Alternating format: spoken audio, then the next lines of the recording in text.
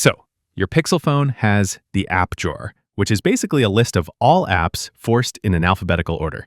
And then there's the home screen, where you can actually organize your apps in your preferred order and set them across multiple pages. To add an app to your home screen, you'll first swipe up to get to the app drawer, and then you'll long press any app you'd like to copy to the home screen. Adding an app to the home screen does not remove it from the app drawer. It basically just creates a copy of it, making it easier to access. Once you long press an app, you'll see a little menu open, and on that menu, you'll choose Add to Home Screen. The app goes to the home screen, and there you can tap, hold, and drag the app icon to place it anywhere you'd like.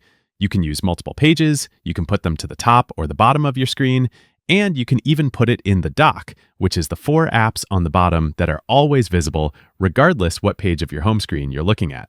The dock only fits 4 apps, so if it's full, you'll need to pull something out first. To remove an app from the home screen, you'll long press it and then choose Remove.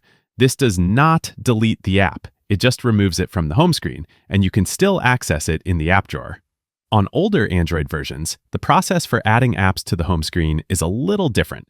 You'll find the app you want to add, then long press it and slide it up. Once you start moving it, a little opaque preview of the home screen appears, and you can drop it in there.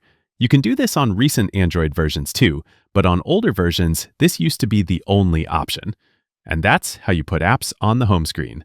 Click that like button if this helped, and subscribe for more easy guides like this.